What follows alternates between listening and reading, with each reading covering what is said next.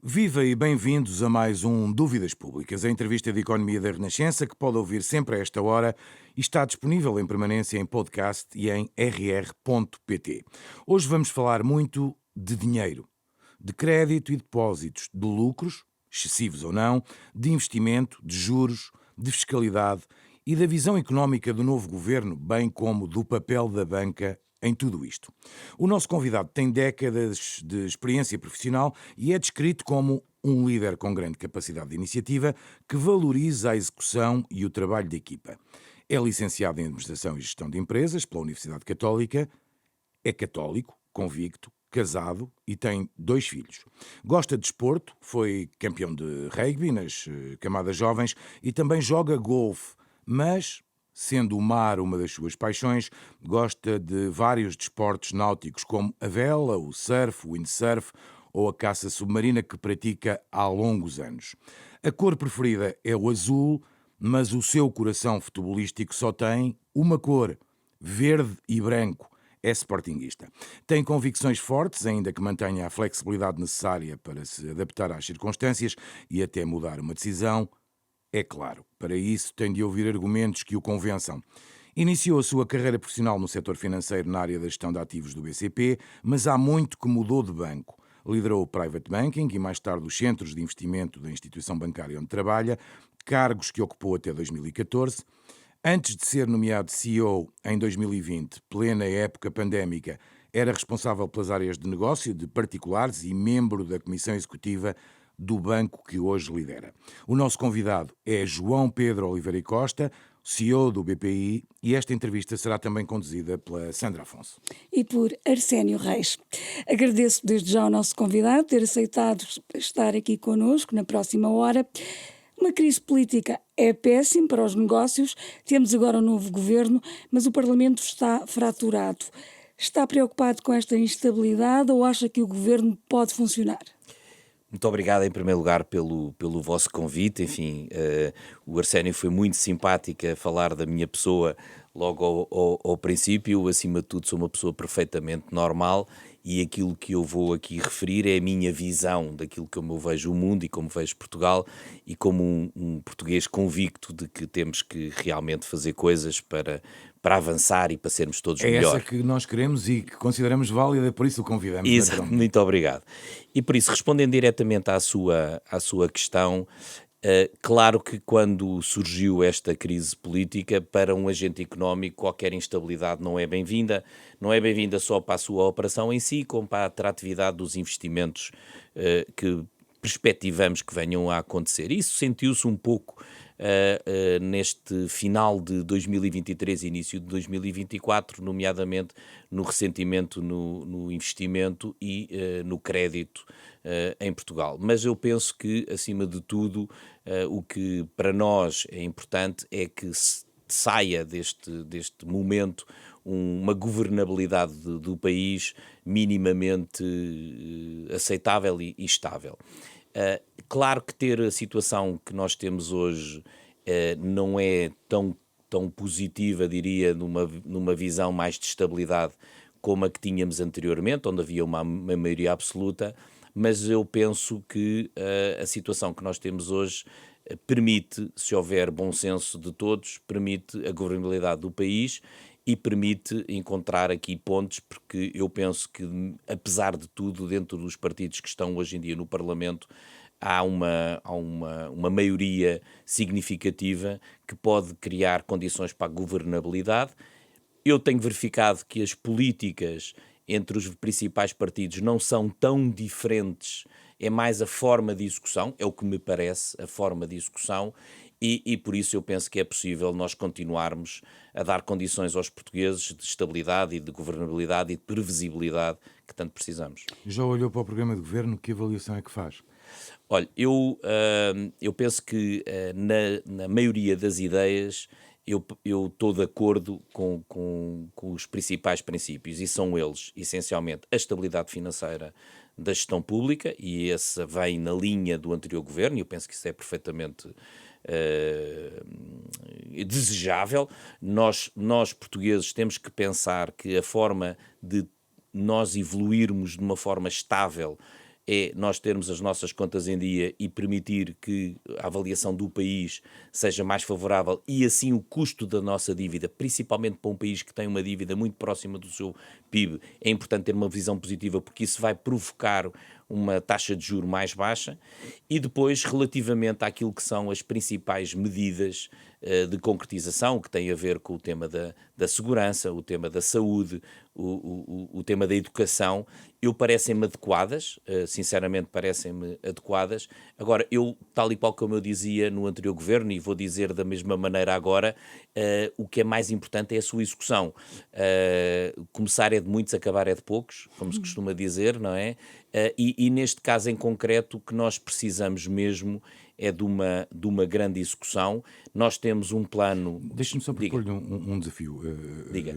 João Pedro Oliveira Costa, que é, imagine que o seu cargo, em vez de ser CEO do BPI, é CEO do país, de Portugal.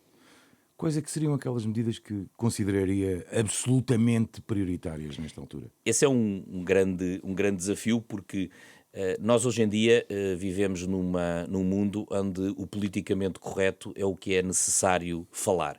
E por isso eu vou sair da minha área de conforto ou daquilo que me é normalmente exigido, porque normalmente então se trabalhar na banca não se pode mesmo falar, porque não é politicamente correto. Eu sou completamente contra essa visão. Acho que há 3 áreas onde nos tentam amordaçar permanentemente. Uma é a política, a outra é a religião e a outra é o futebol. Eu não tenho problemas nenhum de falar das 3, se for caso disso. Sendo que no caso da política, eu pessoalmente considero muito importante que os responsáveis da banca se pronunciem, porque eles são Mas no passado fomos tidos como os ditos influenciadores, e eu, acima de tudo, não quero ter esse papel de ser visto como alguém que possa ter uma influência negativa. Eu estou sempre a jogar para positivos. Mas vou dar a minha opinião. Ora bem, nós estamos neste momento perante uma transformação da sociedade ao nível global muito importante, por 2 ou 3 fatores. O primeiro tem a ver com a demografia. Não só muito mais pessoas, só para termos uma ideia, neste momento somos o dobro do número de pessoas quando eu nasci. Por isso, é de facto assustador. Eu não nasci assim há tanto tempo, apesar de, olhando para a raça humana, se calhar olhando para a minha idade, eu preferia ter nascido há menos tempo. Mas nasci há 58 anos e a verdade é que hoje em dia somos o dobro. E por isso é de facto impressionante o número de pessoas que hoje em dia precisam de ser alimentadas, precisam de ser vestidas, precisam de ter um teto, etc. E de facto, acentuou-se bastante as diferenças. Este é um primeiro desafio, e é um desafio muito importante, principalmente num país em que nós temos a 3ª população mais envelhecida do mundo. Não é da Europa, é do mundo. E por isso temos aqui um enorme desafio pela frente. Esse é o primeiro. O segundo desafio tem a ver com uma revolução que eu penso que a última foi a própria Revolução Industrial. Nós, claro que tivemos a Revolução Tecnológica, mas esta, com a inteligência artificial, está-nos a transformar a uma velocidade vertiginosa essa mesma situação. E, finalmente, toda uma questão de valores que torna, até que os mídia e toda a capacidade que existe em que a notícia flui a uma velocidade vertiginosa, transforma muito a sociedade. E por isso, tendo em conta todos estes pontos, eu penso que nós vivemos num mundo global que precisamos de competir, como país. E por isso, um dos principais pontos que eu diria, como CEO, primeira coisa é ter uma estratégia clara e anunciá-la. Não acredito que nenhuma empresa siga um caminho se os seus funcionários não saberem para onde é que vamos. Quer dizer, este parece-me relativamente claro. Por isso, a primeira coisa é anunciar qual é que é o nosso propósito. O que é que nós queremos ser como país. E acha que isso não está claro? Desculpa, no programa de governo? Não está claro em lado nenhum. Vamos ser completamente honestos. Quer dizer, não está claro em lado nenhum, e por isso é um conjunto de coisas... Terá estado claro a algures nestes 50 anos de democracia? Acho que não. Acho que não, e eu acho, enfim, eu tenho uma visão muito particular sobre o tema do 25 de Abril. Não vou também, mais uma vez aqui, fazer uma expressão muito vincada. Agora, eu acho que é uma oportunidade não ganha. Não vou dizer que é uma oportunidade perdida, vou dizer que é uma oportunidade não ganha. Acho que foi muito importante, enquanto sociedade, ser uma sociedade livre, aberta, que as pessoas podem conversar, que as pessoas podem falar, mas comparativamente para aquilo que foi a evolução dos outros países em comparação, quer em termos de sociedade, cultura, educação, desenvolvimento pessoal e social e rendimento, eu acho que não cumprimos o objetivo que se pensava na altura das pessoas que o imaginaram, eu acho que não cumprimos. E eu acho que um dos princípios foi começar logo de pé esquerdo, não vou dizer com o lado político da coisa, estou a falar no sentido figurado, que foi, perdemos logo ali não sei quanto tempo nos princípios, onde destruímos grande parte do nosso tecido empresarial e onde começámos a querer, ganhando a liberdade num lado, acabando com a liberdade do outro lado, onde uma pessoa só podia ser de um lado, só podia ser de uma cor, só tínhamos todos pensado de uma determinada forma, e eu acho que se perdeu ali algum tempo.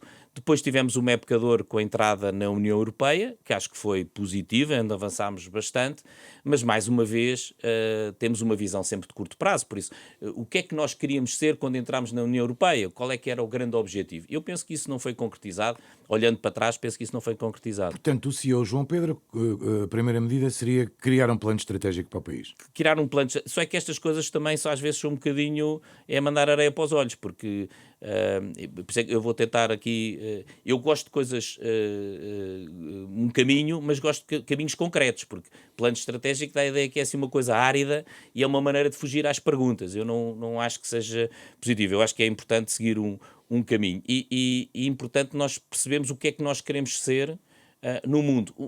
Também ontem, eu por acaso estive numa missa onde estava o Dom Rui Valério e ele falou de um aspecto que eu achei muito interessante. Ele foi capelão de uma companhia que teve na Bósnia, na altura da Guerra da Bósnia, e quando se vinham embora, uma das coisas completamente diferenciais do povo, da tropa portuguesa em relação aos outros países todos, e estavam lá variedíssimos países, foi a conexão que nós fizemos com a população local. Ninguém fez conexão nenhuma, a nossa tropa fez uma grande conexão. Por isso nós temos capacidades e essas capacidades de interação com os outros devem nos transportar para depois marcar uma estratégia. Por isso, essa é uma mais-valia que nós temos. É uma capacidade enorme de adaptação e de interligação com os outros. Ok, ótimo. Então vamos ser um polo atrativo onde seja um dos melhores países para viver na Europa. E para isso acontecer, as pessoas não podem ganhar salários mínimos, têm que ganhar salários mais altos. Então o que é que nós temos que fazer? Aumentar a produtividade. Para aumentar a produtividade, nós temos que formar as nossas pessoas. Agora, eu não posso ter dois pontos, acho eu, isto é a minha opinião, atenção, obviamente. Dois pontos completamente dispares. Ou os senhores doutores e engenheiros, ou os outros. Tem que haver qualquer coisa no meio, e há muito espaço para ter muitas coisas no meio. Esse é um ponto. O outro ponto, temos que fazer claramente escolhas na educação.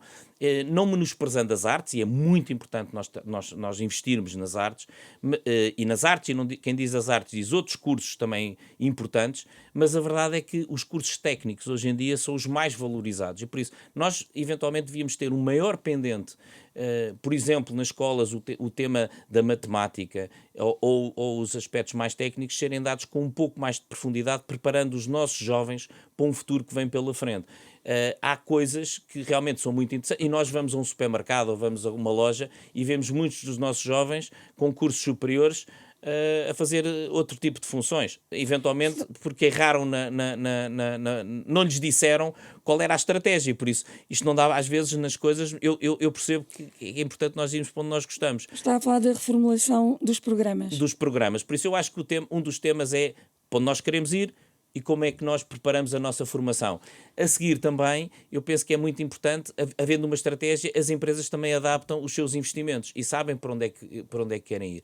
Eu penso que hoje em dia o começo do bem-estar começa nas empresas. E a partir do momento da iniciativa privada, criando emprego, cria desenvolvimento, e criando desenvolvimento, tudo a seguir vem por trás. Este é o esquema da sociedade que nós temos.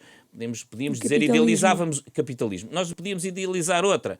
Como alguém dizia, há muitas outras para a lei da democracia, mas esta é menos má. Por isso, eu não vou estar a defender se é o A, o B ou o C, sei que este modelo em vários países funciona. E acho que nós somos capazes de lá chegar. Basta nós sermos um pouco mais efetivos, disciplinados na execução. Por falar em disciplina, já agora, e já falou na União Europeia, Portugal vai voltar a estar sujeito a regras orçamentais que impõem limites à despesa e já surgiu o alerta porque neste programa de estabilidade já temos a indicação que a despesa deverá subir para níveis acima da pandemia. É positivo, considera positivo termos esta baliza para evitar derrapagens? Não, acho que é bom haver sempre uma linha diretora. Agora, eu acho que nós temos que definir o nosso destino. Mais uma vez, qual é a estratégia? Repare, eu quando giro um orçamento, por vezes, eu tenho que fazer opções. Há determinados investimentos que eu não posso adiar, há determinadas coisas que eu não posso estar balizado completamente só por uma meta que eu tenha que alcançar, porque posso pôr em causa o meu futuro. Reparem uma coisa, nós neste momento temos uma decisão para tomar há mais de 50 anos, que é o aeroporto de Lisboa. Isto é completamente ridículo em qualquer parte do mundo, não é? É completamente ridículo. E eu não compreendo como é que não se toma uma decisão. Qual é o problema de tomar uma decisão? Reparem o que é que seria o país se nós não tivéssemos o Alqueva ou o Porto de Sines. E por isso nós andamos sistematicamente desculpem lá, a falar do sexo dos anjos. E por isso é de facto confrangedor que os decisores políticos não tenham a mesma capacidade dos decisores das empresas. Por isso, até quase que dá vontade de sugerir que consultem as empresas para ver como é que se tomam decisões. E, de facto, este é um aspecto que eu acho que é muito importante. Eu acho que nós estamos num tema de urgência de execução, na urgência da ação. Fale-se menos, atue-se mais.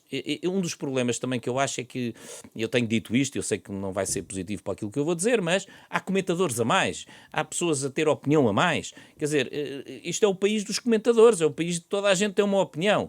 Ok, epá, eu ouço comentadores que tenham feito alguma coisa. Eu lembro uma vez visitei um senhor na zona da Covilhã que tinha a terceira classe, tinha uma fábrica e dizia no topo da fábrica: aceitam-se conselhos de quem já fez melhor. E aqui é exatamente a mesma coisa. Eu ouço uma data de gente falar sobre uma data de assuntos, inclusive hoje em dia não sabia que havia tantos generais e coronéis em Portugal que percebiam de várias guerras no mundo. Algumas dessas pessoas não sei se alguma vez foram a combate, por isso, mas de facto é impressionante a quantidade de comentários. Eu abro as outras notícias de outros países e não vejo lá ninguém desta quantidade, por isso isto é o país dos comentadores. E também outra coisa, nós aqui ouvimos comentadores ou ouvimos futebol. E, de facto, isto diminui a capacidade do povo português de poder ter uma opinião. E, por isso, eu acho que nós devíamos mais arregaçar as mangas e executar do que falar tanto. Mas isto é a minha opinião, falando de uma forma completamente livre. Depois da eleição do Presidente da Assembleia da República, o Governo enfrenta agora uma nova polémica com o choque fiscal. Vem de um setor em que a transparência e a confiança são fundamentais. Acha que esses valores também estão aqui colocados em causa? É uma pergunta muito importante, que é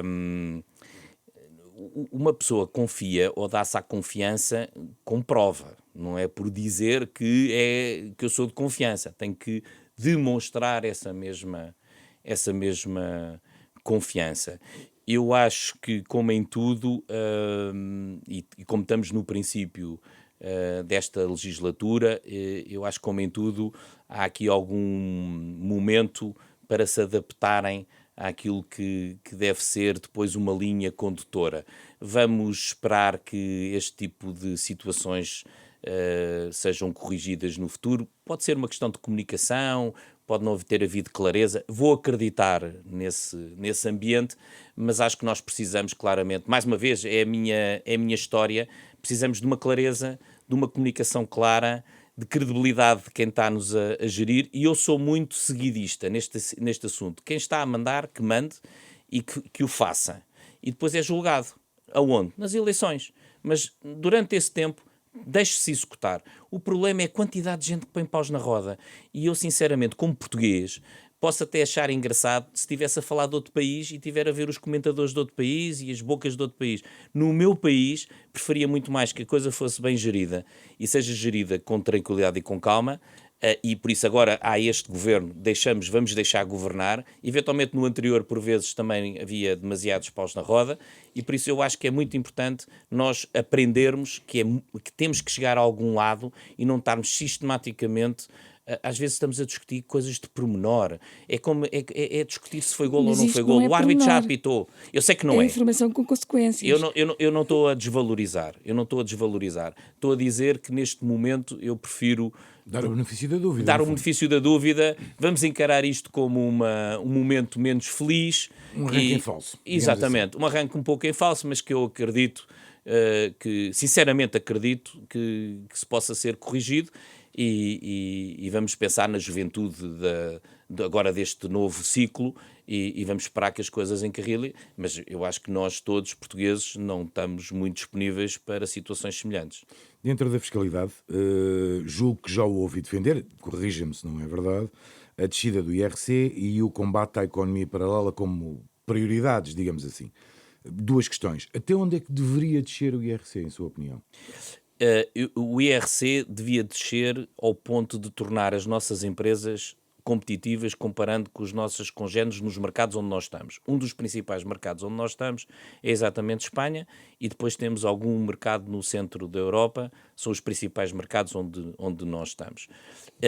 Eu penso que os incentivos para quem cria emprego são um dos principais motores que mantêm o ciclo virtuoso que nós temos estado, em que praticamente um pleno emprego nos tem trazido uma estabilidade social muitíssimo grande e uma estabilidade também, já agora estou-me a rir, mas do Orçamento de Estado. Estou-me a rir pelo seguinte, porque os gastos são brutais e se não houvesse a capacidade de cobrança destes impostos, nós não estávamos equilibrados e por isso às vezes é importante perceber, eu também sou daqueles que não acredito que nós tenhamos folgas, por isso eu acho que nós temos uma situação particularmente favorável, com um emprego muito significativo e que esse vem do mundo das empresas.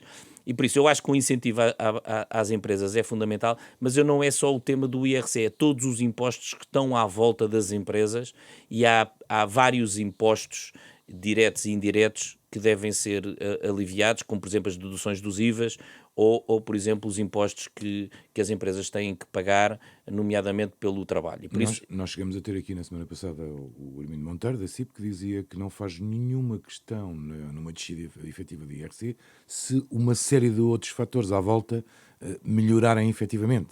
Ou seja, a questão não é só um imposto, é no fundo a carga que há sobre as empresas. Eu estou alinhado. Eu digo isto das empresas, há esta questão que eu acho bacoca, é das tais coisas que vêm do 25 de Abril, que eu não concordo, que foi de repente tornar o empresário como um inimigo. Por isso existe, às vezes lá no banco dizem, nós os trabalhadores, eu também trabalho há 33 anos, desculpem lá, mas trabalhamos todos. E o empresário não só trabalha como arrisca. E a maior parte dos nossos empresários não têm dimensão para ser o dito patrão. Por isso são pessoas que também dedicam bastante do seu corpo, da sua energia à empresa e criam um emprego. E eu penso que nós, sendo um país pequeno, com um nível de competitividade difícil, porque não temos um mercado interno suficientemente desenvolvido, temos que ser claramente muito competitivos em termos de impostos às empresas, até diria mais do que nos particulares, apesar de nos particulares também acho que o peso é muito elevado, mas aí a minha questão é, se for eu sou muito favorável, desculpem, estou assim a variar um pouco, mas eu sou muito favorável aos apoios sociais. Por isso, eu sou muito favorável à descida do IRC, do IRS e aos apoios sociais. Então como é que isto é possível? Eu acho que é possível desde que o Estado gaste menos, o próprio Estado gaste menos com o seu funcionamento e que às vezes não é o melhor e tenha uma noção de desperdício muito forte. E porquê é que eu sou favorável a vários subsídios? Porque eu quero uma sociedade estável, harmoniosa, e há muitas pessoas que infelizmente, eu não sou juiz e nem sou Deus, que infelizmente o seu percurso de vida não corre dentro da nossa sociedade. A nossa sociedade é às vezes um pouco implacável. Não conseguem ter uma vida condigna e para viverem de uma maneira desafogada. E por isso eu penso que os subsídios são importantes. Agora, depois podem-me dizer assim, mas há depois o caso A, o B ou C. Eu não dou razão a ninguém quando me apresentam 3 ou 4 casos para falar de 20 mil. Por isso, eu não posso juntar, para justificar uma coisa, dar uma minoria de más práticas. E a mesma coisa tem a ver com o tema da corrupção.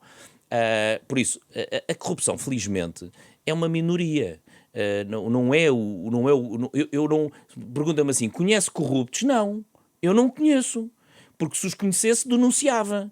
E esse é um outro problema que nós temos aqui em Portugal, que é o problema do estigma, isto é da Europa do Sul, com o estigma do bufo. Por isso, nós aceitamos muitas vezes que pessoas que nos roubam indiretamente estejam ao nosso lado e nós não os denunciamos. Eu acho que nós temos esse dever. temos o dever de não pactuar e de dizer que está aqui alguém que não está a funcionar de forma certa.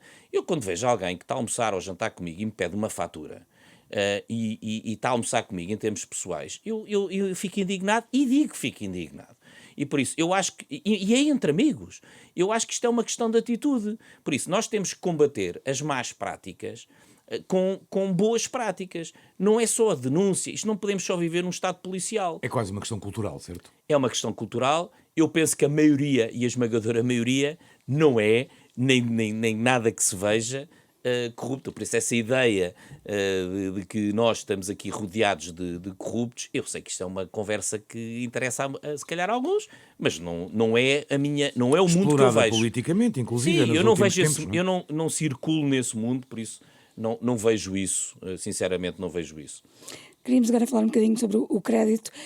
Segundo o Banco de Portugal, os apoios no crédito à habitação chegaram a menos de 30 mil famílias, num universo de 1 milhão, e ficaram abaixo dos 100 euros mensais. Também é elevada a taxa de rejeição das duas medidas do Governo, a fixação dos créditos e a bonificação dos juros. O que é que falhou nestes apoios? Olha, eu vou-lhe dar uma resposta ao lado, mas que acerta no alvo. Vamos lá ver. Há aqui houve um trabalho, quer do parte do Estado, quer da parte do supervisor, muito forte, de sensibilizar a banca para a importância do seu papel numa situação muito diferente daquilo que as pessoas estavam habituadas a viver. Hoje em dia, só para termos uma noção, 70% das famílias têm casa própria. O que quer dizer que foi sempre mais favorável comprar casa através de crédito do que alugar, porque senão não era possível. Pronto. E felizmente também, em Portugal, a esmagadora maioria dos portugueses vive minimamente com dignamente numa casa. Ou seja, foi possível a banca, ao longo destes anos todos, proporcionar isso às pessoas. Durante esta crise, que vou chamar uma crise, este movimento brusco da evolução das taxas de juros, do qual os bancos portugueses e os bancos em geral não contribuíram para nada, é uma política monetária perfeitamente centralizada. De facto, isto provocou uma descompensação nas famílias que não é só pela dimensão, é pela velocidade no tempo, que foi muito violenta para muitas famílias. E por isso teria que haver uma grande sensibilidade de quem tem capacidade de resposta, e neste caso quem tinha os créditos, de poder proporcionar condições. E isso foi muito sensibilizado, como eu disse, pelo Estado e pelo supervisor. E eu vou falar pelo BPI. Nós temos 216 mil contratos de crédito à habitação. 216 mil. Nos últimos 3 anos, nós recuperámos para crédito 14 casas. E nos últimos 12 meses, 0. Por isso, por trás de todas estas ações, teve em condições negociadas diretamente com os nossos clientes que foram para além das medidas que o Estado proporcionou. Pergunta-me assim, foram medidas adequadas e acertadas? Foram mais umas medidas. Ou seja, houve uma grande vontade de resposta, Eu algumas delas achei que eram, e pronunciei-me na altura, achei que eram pouco necessárias, porque os bancos já estavam a fazer o seu trabalho, mas de alguma maneira contribuem sempre. Então, este é um daqueles casos em que melhor menos é ter menos Estado? Eu acho que o Estado fez o seu papel. Deu o tiro de partida, no fundo. Deu o tiro de partida, sensibilizou, chamou a atenção, mas não foi só o Estado, os partidos políticos, aí os comentadores estiveram bem, quer dizer, toda a gente na prática chamou a atenção. E eu também sou favorável a uma coisa, que é, nós ouvimos as coisas, não vale a pena fazer grandes anúncios, é fazer o trabalho de casa. E foi o que nós fizemos. Só para tirar a dúvida, desses 216 mil. E 16 mil famílias, portanto, mas houve várias com dificuldades a que o banco teve que acorrer. Exatamente. Diz-me que só 14 casas é que foram, digamos, entregues. Durante 3 anos. Durante 3 anos. Mas e nos últimos 12 meses, muito mais famílias com dificuldades. Houve muitas famílias com dificuldades e por isso, e repare, a situação hoje estar como está, em primeiríssimo lugar, deve-se ao esforço das famílias. Tiveram que ajustar os seus orçamentos, tiveram que ajustar as suas férias, etc. Por isso, o meu primeiro respeito enorme foi às pessoas que passaram por essas dificuldades. Obviamente que também tenho que aqui levantar um pouco a bandeira, que nós fomos sensíveis, porque, repare, nós quisemos mesmo ter 0 casas. Quisemos. Foi um statement. Nós queríamos mesmo não tirar o teto o mais possível a ninguém e por isso ajudar e proporcionar ter uma folga financeira, e eu sei que se calhar vão-me falar dos lucros, etc., mas ter uma folga financeira, uma robustez, é o que cria condições para, nestas ocasiões, podermos dar uma resposta condigna. E dar uma resposta condigna, quer às famílias, quer às empresas. E se quiserem posso falar da pandemia, mas como eu já falei 300 vezes, não vou falar outra vez o que é que nós fizemos na pandemia, mas fizemos muito, principalmente os bancários. Antes dos lucros, fica mais para a frente, falar do incumprimento. Ainda segundo o Banco de Portugal, aumentaram os PARI e os PERSI para as pessoas perceberem os planos para prevenir e resolver o incumprimento.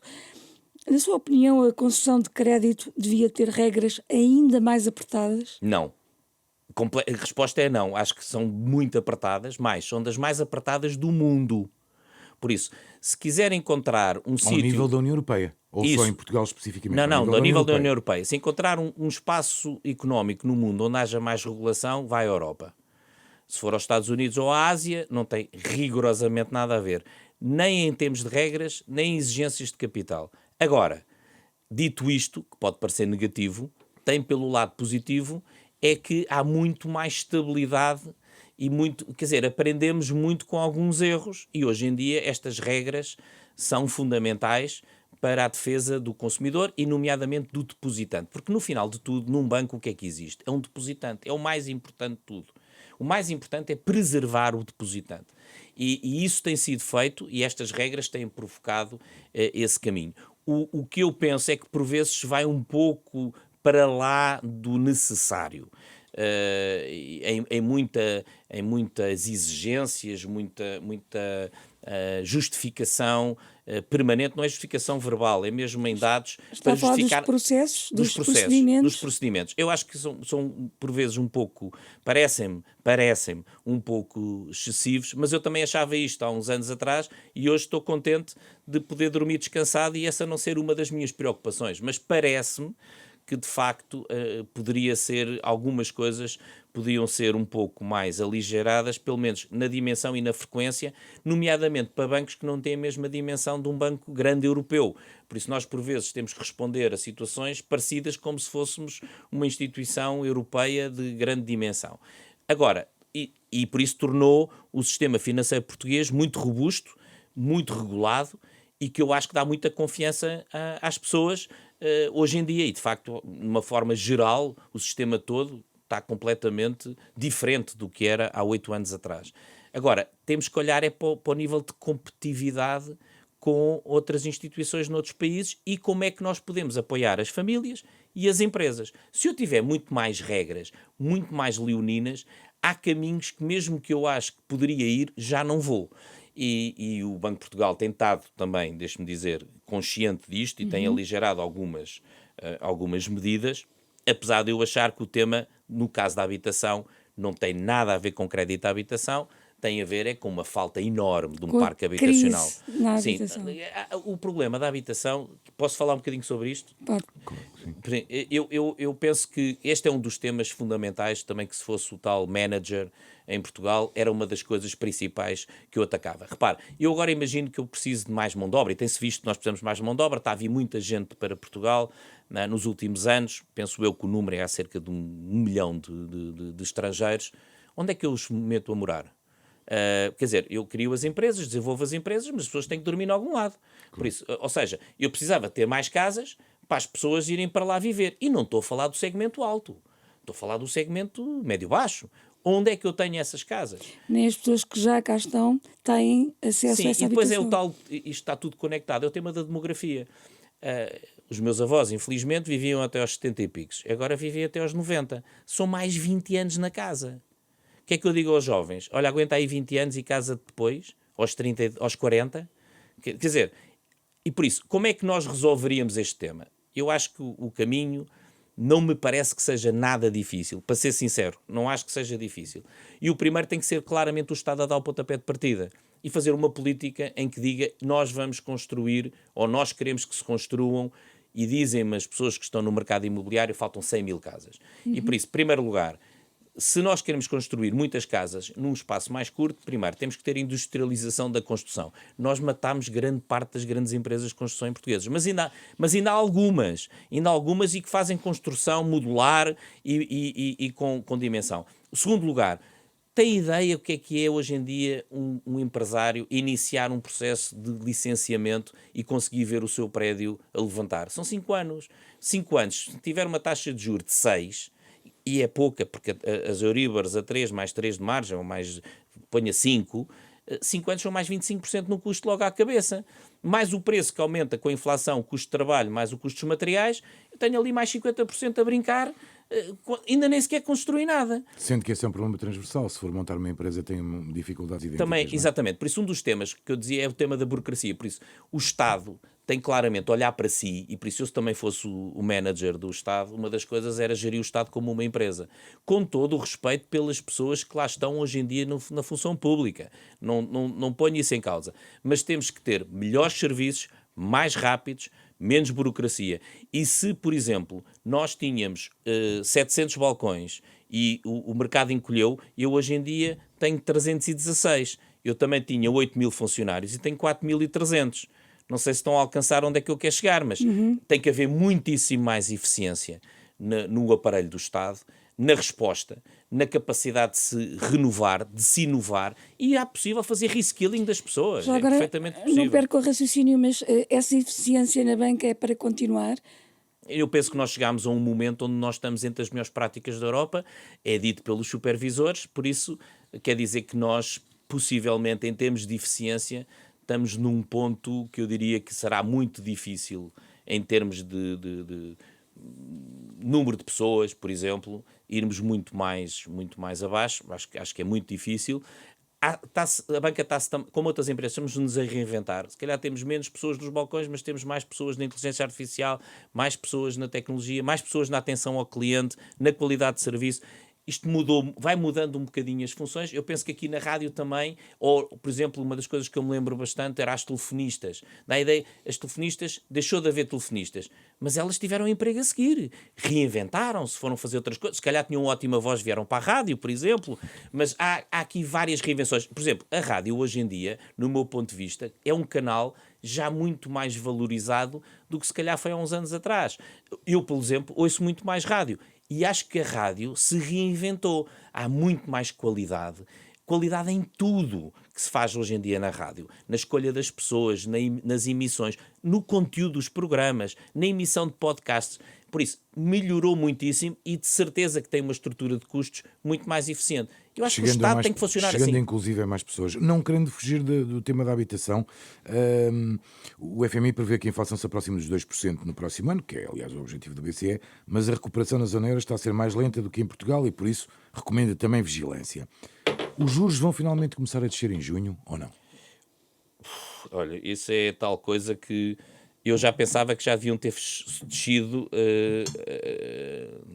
pelo menos há uma ou duas decisões. Esta era a minha opinião. Acho que há uma clara trajetória da inflação no sentido descendente. Há um abrandamento económico no centro da Europa. Eu acho que era possível ir fazendo alguns estímulos. No entanto, eu entendo que a política monetária é gerida essencialmente por expectativas.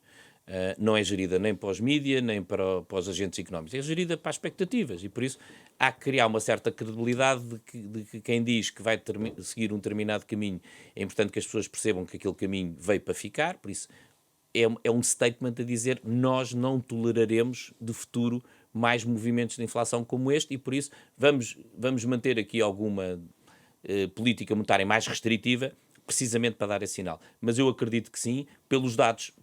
Agora, vai depender muito se a inflação realmente baixar, ponto número 1. Segundo, se os dois conflitos que neste momento temos mais acesos, se pegarem um bocadinho mais de fogo, eventualmente alguns custos de algumas matérias-primas, nomeadamente a energia, podem fazer com que este preço da inflação não venha a ser contido. E por isso, se isso acontecer, eventualmente este movimento pode não se vir a verificar.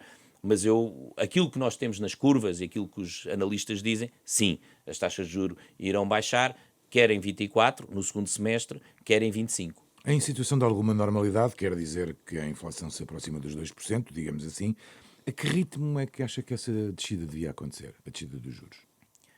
Porque essa é outra questão importante para todos os portugueses que nos ouvem, obviamente. Claro, vamos lá ver, eu não vou dizer aquilo que eu acho, porque o que eu acho pouco influencia, porque eu não vou tomar nenhuma decisão, e por isso nem ninguém vai ouvir a minha decisão, a minha opinião, porque interessa muito pouco e não Vai influencia ouvir nada. muita gente, acredito. Não, eu Esse sei, microfone que tem à sua frente eu sei, eu vai acredito, levar a que muita gente o ouça. eu acredito que sim, mas vamos lá ver, a expectativa que eu criaria era o seguinte: vai haver uma descida moderada, ou seja, lenta, não vai ser repentina, e não vamos de certeza, ou quase de certeza, para o patamar onde estávamos anteriormente. Por isso, eu diria que neste momento, entre o momento que estamos agora, eu acredito que nós acabaremos o ano com taxas de juro mais perto, um pouco abaixo dos 3%, e depois durante o ano de 25 se aproximem mais dos 2,5%, mas de uma forma lenta. De qualquer maneira, recomendaria às pessoas que quando sentissem as primeiras descidas das taxas de juros, não alterassem os comportamentos de consumo. Por isso, ou seja, mantivessem alguma prudência, porque eu não acho que estamos num cenário estável. Não por Portugal, que felizmente estamos num cenário estável, mas mais pelo que vem de fora, nomeadamente a parte geopolítica. Vamos ter aqui algumas decisões importantes no mundo, as eleições nos Estados Unidos, por exemplo, e o tema da Ucrânia não está minimamente fechado. Por acaso, a mim preocupa mais o tema da Ucrânia que o do Médio Oriente. Acho que o Médio Oriente, é verdade que nós assustamos, e eu também não gosto do que está a passar entre Israel e o Irão, mas isto já aconteceu várias vezes. Na Ucrânia não aconteceu, e desde a Segunda Guerra Mundial que a Rússia não entrava numa guerra na Europa, não é? E por isso a verdade é esta, e de vez em quando há alguma tensão. Também acho que não é por acaso que os responsáveis militares da NATO têm feito os avisos que têm feito, e as políticas que aparecem nos vários países mais moderados têm sido de uma certa corrida ao armamento. Eu não percebo nada disso, só vejo filmes na Netflix, mas não gosto. Acho que não me lembro desse. Quer dizer, enquanto eu me lembro de mim próprio, não me recordo de afirmações deste nível. Eventualmente, se calhar, no pós-guerra da Segunda Guerra, na Guerra Fria mais quente, na altura dos anos 50, o tema da crise dos mísseis em Cuba, pode ter isso acontecido. Agora, eu não vivi. E se calhar grande parte da geração que está hoje viva também não viveu. E por isso é preciso estar atento que não é por acaso que países muito neutros, muito pacíficos, se estão a armar e estão a fazer exercícios fortes, e há uma preocupação crescente, nota-se nas declarações dos ministros dos estrangeiros, dos ministros da Defesa, do secretário-geral da NATO, relativamente a este assunto. E por isso eu estaria relativamente atento, não estou a dizer aqui nenhum alarmismo, quem sou eu, mas eu acho que não é uma coisa que esteja estabilizada, e por isso eu acho que nós devemos ter alguma atenção a esse aspecto. Ainda continuando pelas taxas de juros e pelos créditos, Portugal continua a ser um dos países onde se fazem menos créditos com taxa fixa. Com o alívio dos juros, espera que volte a descer a procura por estas taxas fixas? Já desceu, por isso nós tínhamos um crescendo de procura por taxa fixa durante o período da subida das taxas, tivemos um crescimento enorme. Nós éramos dos bancos que mais taxa fixa tinha. E porquê? Porque nós 2 anos antes, é importante recordar, às vezes a memória é curta, mas 2 anos antes da subida das taxas de juros, o BPI fez das maiores campanhas de apelo à taxa fixa com a nossa Sara Sampaio. Foi a campanha mais cara e com mais impacto para nós, orçamentais, que tivemos. Não sei se recordam, mas esteve na televisão, esteve na rádio, esteve em mata de sítios, mas na altura, de facto, as pessoas não quiseram trocar o certo pelo incerto, e houve alguns clientes, vários, que optaram por isso. Na altura, só para recordar, uma taxa fixa fazia-se a 1,5%, por isso, e durante a vida toda, e não se fez. A grande maioria não fez. Nós apelámos, fizemos formação a toda a nossa rede comercial, etc. E depois, durante a crise, sim, de facto, foram muito para a taxa fixa, mas agora a rainha desta história toda é a taxa mista. Porquê? Porque há uma sensação de descida das taxas. Então, fixa-se a taxa ou 3 ou 5 anos, isto é a banca toda está a oferecer. Neste momento, só para terem uma ideia da nossa contratação, neste momento, cerca de 60% é a taxa, ou entre 60% a 70% é a taxa mista, 20% a taxa fixa, só depois o restante que sobra é que é a taxa variável. O João Pedro, se fosse agora pedir um empréstimo ao BPI, que taxa escolhia? Eu escolhia a taxa mista. Por isso concordo com a escolha dos clientes. Acho que Ou parece seja, ela é mais prudente. favorável, não é? É que me parece mais ajustada Equilibrada. à minha expectativa de evolução das taxas. Mas vou-lhe dar outra resposta. Se o meu orçamento for muito restrito e puder pagar, eu escolhi a taxa fixa. Porquê? É a mesma coisa que nunca vai ter uma oscilação. Repare, se tiver uma oscilação, nem que seja por 1 ano ou 2, pode perder a sua casa, porque se tiver um rendimento que não cobre a prestação, pode não conseguir cobrir essa situação. Por isso, se conseguir ajustar bem o seu orçamento, eu faria o tema da taxa fixa, porque eu acho que é mais seguro. E é por essa razão que a maior parte dos países europeus segue a taxa fixa. Porque é que em Portugal há esse problema com a Porque- taxa fixa? Porque ela não é atrativa o suficiente para as Porque pessoas foi aderirem. atrativa durante muitos anos e repare, e continua a ser atrativa para quem fez os créditos a taxa variável há vários anos. Porquê? Porque agora só está a amortizar capital. Por isso, nessas pessoas a subida da prestação não foi significativa. E por isso, imagino que paga durante 10 anos taxas zero ou quase negativas e agora está a pagar essencialmente capital. A parte de juros subiu pouco. O pior foi para as pessoas que fizeram créditos nos últimos 5 anos. Esses sim foram os que nós necessitámos de ter mais soluções para lhes aliviar o seu orçamento. Mas esta é a minha opinião neste momento. Eu diria orçamentos mais restritivos, taxa fixa, orçamentos mais ou menos equilibrados ou com alguma folga, eventualmente uma taxa mista parece-me correto, porque eu fixaria a taxa 3 ou 5 anos para já, para saber como é que as coisas correm e mais à frente a nossa expectativa e o que as curvas dizem que as taxas vão baixar, mas como há essa dúvida não fazia logo taxa variável, porque podia-me dizer faz a taxa variável.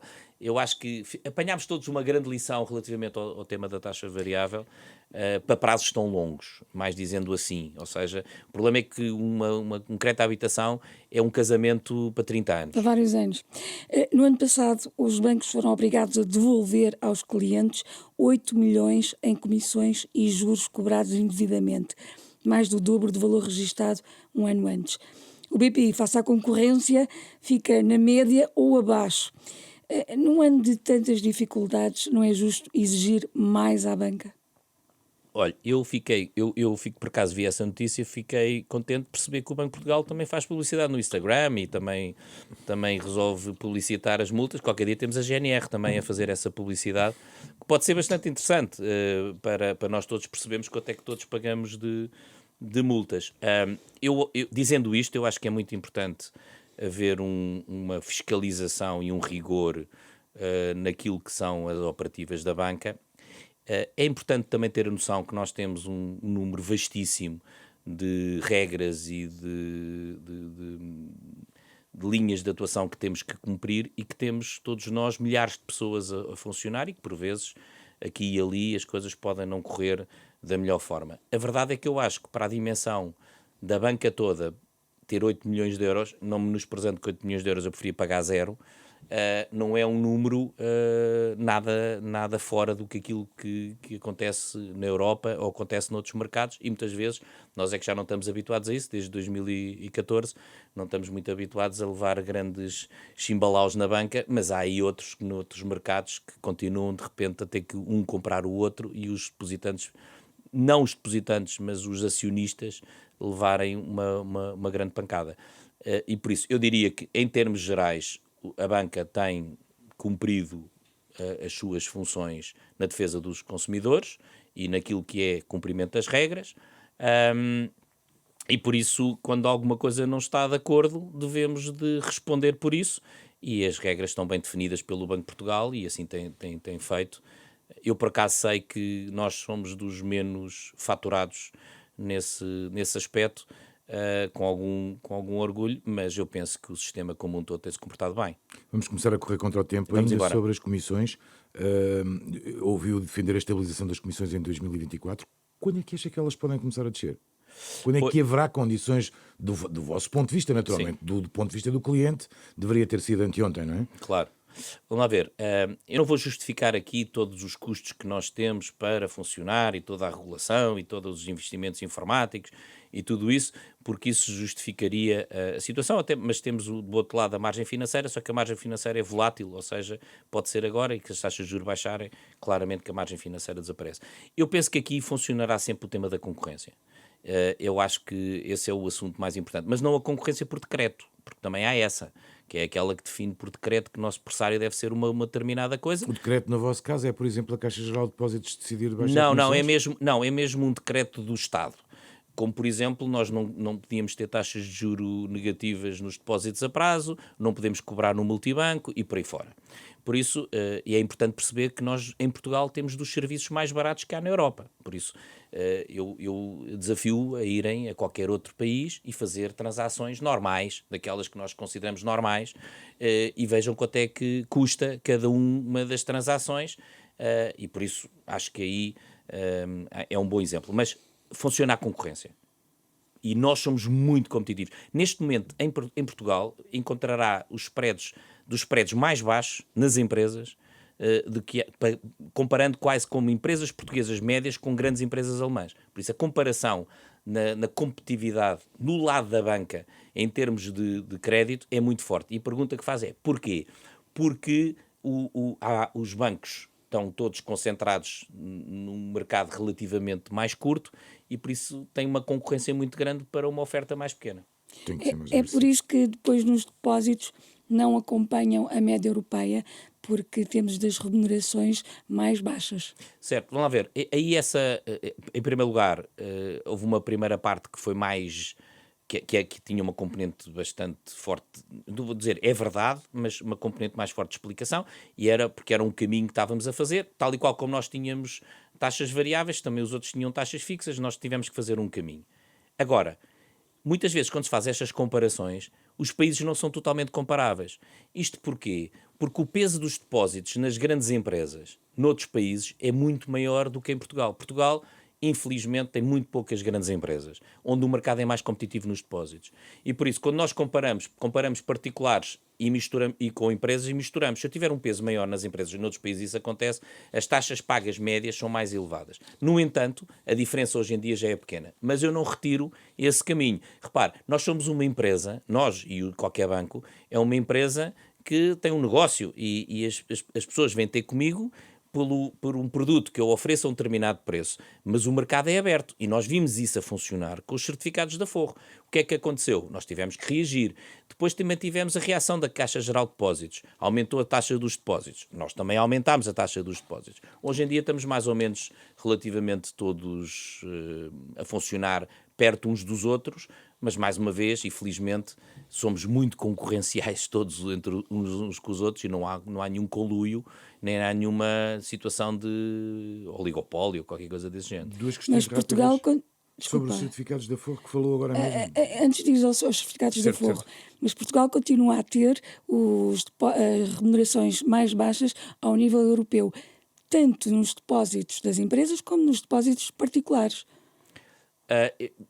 Eu não tenho essa estatística dessa maneira, mas São do está Banco aí, de Portugal. do Banco de Portugal. Eu acredito, Os últimos dados do Banco de Portugal. acredito perfeitamente que sim, e eu aí não tenho nenhuma resposta que lhe possa dar de uma maneira de justificação porque é que somos mais altos ou porque é que somos mais baixos, tal e qual como somos mais baixos no lado do crédito quando fazemos os spreads de crédito. Por isso, o que acontece aqui é que nós temos vindo a convergir para aquilo que é a margem financeira europeia. Por isso, na Europa, o que acontecia é que as taxas de juros eram mais baixas e depois os depósitos subiram mais depressa, por isso estreitou a margem financeira dos bancos. Nós tivemos um caminho em que tínhamos as taxas de juros no crédito mais altas e depois tínhamos os depósitos mais baixos. E isso deu uma parte dos resultados dos bancos, que é verdade, por isso não vou esconder que grande parte dos resultados dos bancos vieram da margem financeira, mas esse tema está a normalizar.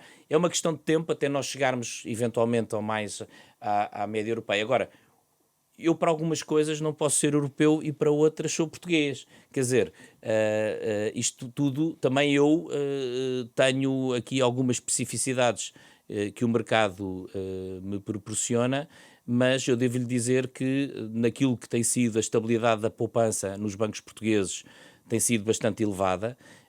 e para aquilo que é empresas portuguesas que têm acesso a mercados internacionais, continuam a aplicar nos bancos portugueses. Por isso, se isso fosse tão diferente, se as taxas fossem tão diferentes, isso poderia acontecer. Agora, também lhe devo dizer, enfim, eu tenho visto esses dados do Banco de Portugal, estes últimos não reparei neles, mas isto por vezes depende um pouco da base que se vai buscar para se analisar exatamente ao milímetro o que é que isso quer dizer. E as diferenças também quais são. Por isso as diferenças hoje em dia são muito mais pequenas.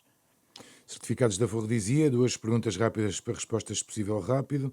Os certificados da Forro ainda são uma ameaça em face aos depósitos? Não, nunca foram, não são uma ameaça neste sentido. Eu acho que o que me pareceu a certa altura foi que o Estado estava desnecessariamente a pagar mais do que era necessário. Era essa a segunda questão, se o Estado remunera excessivamente os Não há, certificados quer da dizer, Forro. pareceu-me, mais uma vez, parece-me, isto tem a ver com a política do próprio governo e do orçamento que quer ter e da folga financeira que pretende ter. Agora, quando nós olhamos para a média dos certificados da Forro e eles são superiores a 50 mil euros por conta, parece-me que é um bocadinho excessivo estar a pagar aos portugueses que têm mais capacidade financeira com base em outros portugueses que têm que pagar por essas taxas. Por isso, alguém tem que pagar isso. O Estado não existe. O Estado somos nós. E por isso eu penso que estar a competir completamente com os depósitos e tendo um banco público que o poderia fazer, não me parece que seja, não me pareceu a mim que fosse o caminho mais forte. E depois acabou por haver uma retificação, depois toda a gente começou a pensar que os bancos tinham feito algum tipo de pressão, ou tínhamos ido falar com alguém. Esse mundo já acabou. Em 2023, os 5 maiores bancos no país apresentaram mais de 4 mil milhões de lucros. Só o BPI somou mais 524 milhões. E até foi o mais modesto deste grupo. Infelizmente. Mas está entre os que pagam mais dividendos. Estes resultados refletem um sistema financeiro saudável e eficiente ou um setor protegido num país onde ainda prevalecem os baixos salários? É uma excelente pergunta, porque aquilo que eu reparo na atração para o banco, nós recentemente temos uma academia para jovens, com 70 lugares em aberto, ainda faltam 3 semanas para acabar e temos 1.800 candidaturas. Por isso não me parece que seja assim tão mau quando se fala em que há uma dificuldade para atrair jovens e eu ainda para mais estou a contratar nas melhores universidades e nas melhores escolas. Por isso parece-me que talvez esse tema dos salários, eu poderia chegar aqui com outras comparações, acho que não faz muito sentido, acho que na banca de facto os salários são bastante ajustados e muito acima da média do resto do país e por isso não me parece que seja por aí de uma situação de baixos salários. O que de facto aconteceu na banca portuguesa foi um movimento na evolução das taxas de juros que beneficiou a banca. Isso é verdade. Agora, nós cumprimos o nosso dever quando isto acontece. Por isso, em primeiro lugar, o dever social, como eu já referi relativamente ao tema do crédito à habitação e outras coisas que nós fizemos. No caso do BPI em concreto, nós temos por trás uma fundação, que é a Fundação La Caixa, onde nós revertemos a favor das pessoas mais necessitadas 50 milhões de euros por ano. Não há nada ímpar em Portugal. Não há nada. Isto é completamente ímpar. Não há nada parecido em Portugal que tenha este tipo de ação e pagámos durante o ano de 2023 335 milhões de euros, que é mais ou menos 37% de impostos, que é bastante acima da média das empresas em Portugal, o que foi uma subida de impostos de 61%, o que foi muito mais acima do que a subida dos resultados. E por isso... Desculpe, Diga. A contribuição sobre a banca também atingiu um valor recorde no último ano, em linha com os lucros. Certo. Vão contestar este pagamento? Esse é um tema que já está há algum tempo a ser levantado pela banca. A nossa contestação é puramente legal, mas tivemos que a pagar, pagamos. E mais, nós temos pago, por isso não é daquele género, contestamos e não pagamos. Não, nós pagamos, já pagamos, achamos que não é aplicável, nomeadamente algumas das regras aplicadas na altura da Troika e que depois já não havia Troika nenhuma e nós continuamos a pagar. E por isso esse assunto continua a acontecer. Ou seja, há aqui um segundo beneficiário de todo este movimento bom da banca, que foi o Estado. Por isso o Estado arrecadou muito também com a evolução dos lucros da banca. Agora, eu acho que o importante numa empresa, quando se tem resultados positivos, é, primeiro, reconhecer as pessoas, nós fizemos, reconhecer a sociedade, nós fizemos, e pagar os impostos e cumprir a nossa missão. E eu acho que esse aspecto foi feito. E eu penso que nos próximos anos nós não vamos assistir a resultados nestes níveis. Os lucros da banca foram muito baixos em relação ao capital, nós temos uma dimensão de capital muito significativa e eu diria que neste momento estamos a normalizar o que é a rentabilidade dos capitais próprios para qualquer empresa particular. Já agora pergunto-lhe, em termos de negociação salarial, que é uma coisa que a banca está a fazer, estão fechadas, estão em vias de fechar? Há algum tipo de acordo que nos possa dar indicações sobre ele? Estamos a trabalhar isso com os sindicatos, não está fechado. Não está fechado, estamos perto uns dos outros, acho que nas próximas semanas poderemos encontrar um acordo. Nós nos bancos temos feito um trabalho para além daquilo que é a pura negociação salarial normal, nas condições de trabalho, nos benefícios que damos às pessoas, no aumento muito significativo dos prémios no final do ano. Eu sei que para um sindicato os prémios são voláteis, e eu percebo, e é verdade. Contestaram, aliás, o bónus que anunciou de entre 700 a 1.250 euros para quem ganhava abaixo de 40 mil euros. Mas eu, como já recebi a resposta que anunciasse o que eu anunciasse iam contestar, para mim já vale o que vale, e por isso eu já disse também que acho que os sindicatos também têm que fazer uma evolução na sua maneira de atuar. Há coisas dos anos 70 que já não se aplicam, não é? E por isso acho que devíamos todos evoluir. Aproveitando essa dica, o novo governo abriu a porta à revisão da legislação laboral. Há, assim, alguma matéria que gostasse, de facto, de ver alterada? Vou responder-lhe aqui não, porque como eu já vou levar pancada de certeza por tudo o que eu já disse, eu vou dizer que não, porque claro que sim, porque nós devemos ser muitíssimo mais competitivos nesta matéria e ser muito mais rigorosos a penalizar quem não cumpre. Por isso eu acho que aqui há as duas matérias. Eu percebo os sindicatos e percebo o problema das pessoas, é que muitas vezes há abusos e depois não há consequências. Eu sou mais favorável a grandes consequências se houver abusos, mas maior flexibilidade, porque isso provoca a movimentação das pessoas. Senão ficamos com pessoas exatamente iguais durante não sei quanto tempo e depois chegamos a um momento em que as pessoas não servem e as empresas não existem. Por isso nós temos que encontrar aqui um momento de fazer reskilling das pessoas e tem que haver incentivos para isso. Agora, eu para já acho que não... Melhor dizendo, acho que não é prioridade do país. Ou seja, há tanta coisa que a gente discute aqui no país, que eu acho que não são prioridade. Há coisas, não vale a pena entrar em coisas de opinião mais particular, mas eu acho que, sinceramente, muitas vezes queremos discutir tudo e não temos foco. Vamos discutir 3 ou 4 coisas que são importantes. A educação é das coisas mais importantes para nós discutirmos. Nós a educação dos nossos filhos. Já falámos de educação e agora queremos falar de negócios. Certo. Temos até 2026 para usar a chamada bazuca, mas a execução do PRR está aquém do previsto. Esta pode ser uma oportunidade perdida? Pode. E de que maneira é que isso pode afetar a banca? Não, a banca não é afetada. Nós reduz-nos a capacidade de fazer mais negócios, reduz-nos a capacidade de apoiar mais empresas. Claramente, quando a economia não é beneficiada por um estímulo deste nível, nós deixamos de ter capacidade de vir a conseguir tirar proveito disso mesmo. Como é que se explica que seja uma oportunidade perdida? Olha, eu a princípio, não é? Não há um caminho. Não há um caminho. Tem que haver um caminho, não é? E depois outra coisa que eu sempre disse, quando me perguntaram desde o princípio o que é que eu pensava sobre o PRR, e eu sempre disse, eu não penso nada, execute-se.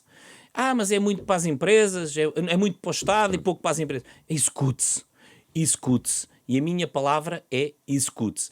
E outra coisa que eu também tenho sentido muita pena, e até tenho muito apreço pelas pessoas que lá estão, mas ainda não percebi bem qual é que é o papel do Banco de Fomento. Por isso, também não tenho visto um relevo tão importante aí.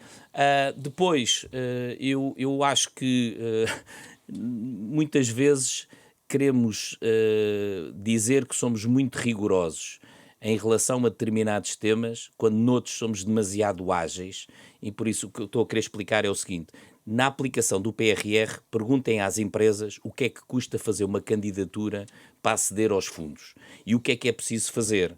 É uma loucura. E depois, para outros temas em que se gasta dinheiro, não se sabe bem para quê, é tudo muito rápido e tudo muito fácil. Por isso, eu penso que nós temos que ter aqui, claramente, mais profissionalismo no Estado. O PSD admite a abertura do Banco de Fomento a privados. Parece-lhe uma boa ideia? Não pensei muito sobre o tema, mas à partida não estou a ver bem qual é a vantagem. Mas correu mal? A pergunta que eu fazia ao contrário é: correu mal para fazer essa pergunta agora? Quer dizer, quando foi lançado, eu sinceramente não percebi bem para quê. Mas a banca foi consultada sobre o lançamento do Banco de Fomento? Não. Participou nisso? Eu não. Não. E, portanto, não percebe agora porque é que, de repente, a estrutura acionista pode ser aberta a privados? Não é de repente, eu acho que, repare, houve havia uma ideia de que a banca privada e a banca como um todo, está lá no meio a Caixa Geral de Depósitos, não estava disponível para apoiar a economia no médio e longo prazo e para os projetos estruturantes, etc. Primeiro é preciso haver projetos estruturantes e projetos de volume. Primeiro é preciso haver matéria-prima, não é? Às vezes tem estes problemas, não é? A gente monta as coisas para uma coisa que não existe. Este é o primeiro ponto. O segundo ponto a seguir era que não se queria utilizar a Caixa Geral de Depósitos, porque eu acho que poderia ser uma das missões, não se quis enverdar por aí. E pensar que os bancos não faziam isso e por isso que as garantias mútuas juntas com uma nova estrutura podiam ser uns grandes motores para isso. Mas depois montou-se uma data de burocracia. É o que me dizem os clientes. Na realidade ainda é o que ninguém me dizem os percebe meus bem clientes. o É uma papel enorme do Banco de burocracia.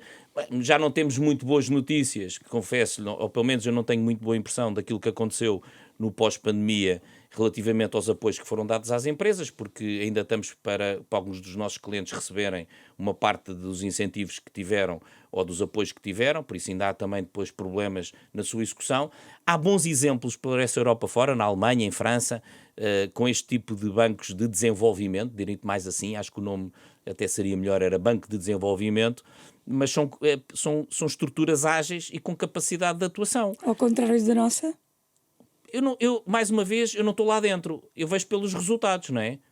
Eu vejo pelos resultados. Quer dizer, a pergunta é assim: a equipa jogou bem, perdeu o jogo. Não jogou bem. Porque, E na sua opinião, perdeu o jogo? Está pelo a menos perder? está empatada.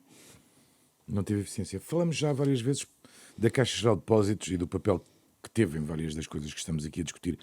Deve ser privatizada, como defende, por exemplo, a Iniciativa Liberal?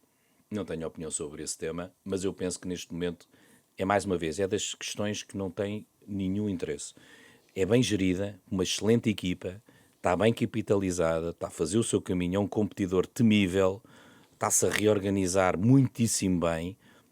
Não é tema. É das que está... Faça-se o aeroporto, faz favor. Como se costuma dizer. Então pergunto-lhe ao contrário, porque há vários outros negócios, e aliás gostava de... Partindo até do BPI, que foi adquirido pelo CaixaBank, ainda há espaço em Portugal para outros negócios deste tipo? Fusões, aquisições, etc.? Eu acho que há sempre espaço, que reparem uma coisa, há sempre espaço para isso, para novos entrantes, há sempre espaço. O mercado está em constante mutação e por isso eu acho que há espaço.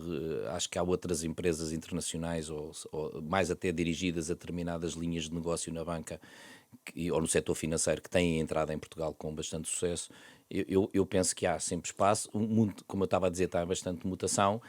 O que hoje em dia é as exigências do atendimento, nomeadamente com o serviço mais tradicional, com os balcões, passa a ser cada vez mais digital e mais à distância. Isso pode provocar também transformações, por isso eu acho que há espaço para isso. Eu, ao dizer isto, não estou a dizer nem que vou participar em nada, porque eu já disse que não é a minha missão, mais uma vez, não é a minha missão, mas eu acho que há espaço, claramente que sim. Não é a sua missão, mas não está interessado, que isso quer dizer que afasta a possibilidade de ir ao mercado? Não afasto nada. Não é a minha missão mesmo, ou seja, eu não estou mandatado, isto é muito importante, mais uma vez, nós não nos desviarmos daquilo que são as nossas missões e as nossas funções. A minha função é gerir o melhor possível o banco e servir o melhor possível os meus clientes. Não está no meu mandato participar em movimentos de consolidação. Isso será para o CaixaBank? Se houver alguma coisa, o meu acionista terá que se pronunciar sobre isso. Ele já se pronunciou, disse que neste momento não tem nenhuma situação a olhar e por isso não posso dizer rigorosamente mais nada. Já agora, que avaliação faz do papel de Mário Centeno à frente do Banco de Portugal? Eu sou um bocado, como é que é dizer, direto nisso. A minha avaliação é muito, muito positiva, mesmo. e principalmente pela atitude que tem junto da banca. Ou seja, é um fator estabilizador, motivador, e agregador, até diria. Por E isso, independente, naturalmente, senão não estava a fazer esse elogio. Completamente independente. Acho que é uma pessoa muito íntegra, com enormes capacidades e que tem feito muito bom trabalho. Isto é a minha avaliação, completamente honesto, sem qualquer problema. Também, se não fosse, diria. Confesso-lhe que teríamos muito mais coisas para falar consigo, mas o tempo limita-nos, naturalmente. Mas antes de terminar, pedimos sempre aos nossos convidados que escolham um tema musical que de alguma forma lhes tenha marcado a vida e que, no fundo, que o partilhasse com todos os que nos ouvem e que explicasse um bocadinho o motivo da escolha. Ok. Então a minha juventude foi anos 80, por isso não vou fugir daí.